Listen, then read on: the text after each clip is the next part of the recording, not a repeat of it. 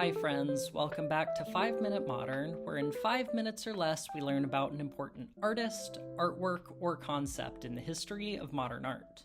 My name is Cindy, and today we're looking at a unique photojournalism assignment undertaken by Gordon Parks. Born in 1912, Parks was something of a Renaissance man. He was a widely acclaimed photographer for his commanding documentation of segregation and race relations. He was also a novelist, poet, composer, and a successful filmmaker. In 1969, he became the first black director to helm a major studio film when he adapted his own novel, The Learning Tree, for Warner Brothers. And in 1971, he directed the original Shaft, one of the decade's most iconic films. But today, we're looking at a series he did as a staff photographer for Life magazine. Employed by the magazine since the 1940s, in 1957, Parks was selected to provide the photographs for a major article on crime in the U.S. Senior staff writer Robert Wallace wrote the article to go alongside Parks's photographs. He had previously written for one installment of a series that Parks did on segregation in the South.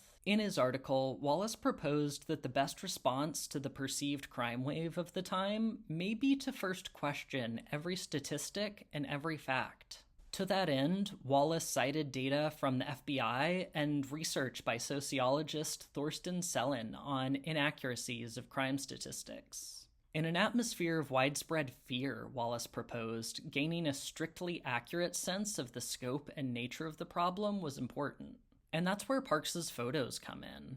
They're undoubtedly compelling. Though often dark, the photos have incredibly rich colors. Long before he began working as a filmmaker, Parks had a cinematic instinct that's evident in all of his photos. We may be looking at a still image, but there's a clear implication of the larger narrative that was unfolding. Many of the photos are cropped, partially to omit the faces of the accused in order to protect their anonymity. But I find the resulting focus on specific details to be remarkably poignant.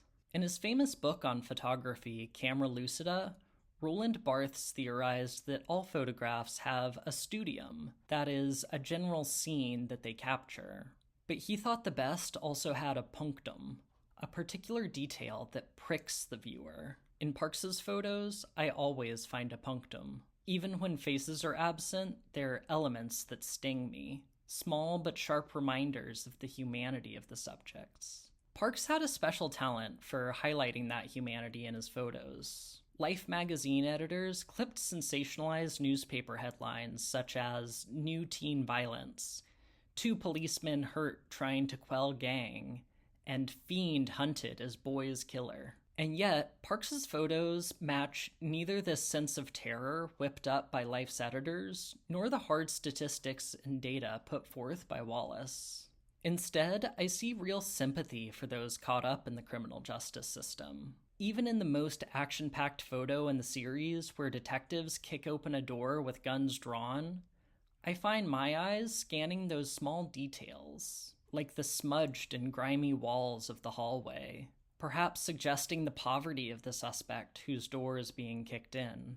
But in most of these photographs, the action is long past. Instead, we get the quietly painful aftermaths of violence, the forced stillness of incarceration. In Wallace's article, he cites the horrific racism and oppression faced by Black Americans as the cause of crime rates in Black communities. He placed the blame not on the disenfranchised criminal, but on the powerful few who made and enforced the laws. And I think this is one area in which Wallace's article and Parks's photos are well aligned. There's a deeply oppressive atmosphere hovering over each photo in the series, as though they are all weighed down by the intrusive ubiquity of the system. Perhaps even an implication that the system is poorly suited to address those both living and dead who find themselves within its grasp. Ultimately, Parks had no solutions to offer.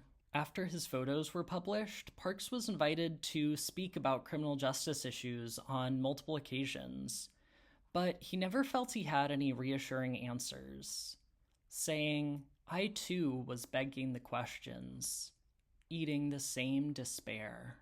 Thanks so much for watching this one. I know these are tough questions to consider, but I think we can take the lead from Gordon Parks in never losing sight of the humanity of all those involved.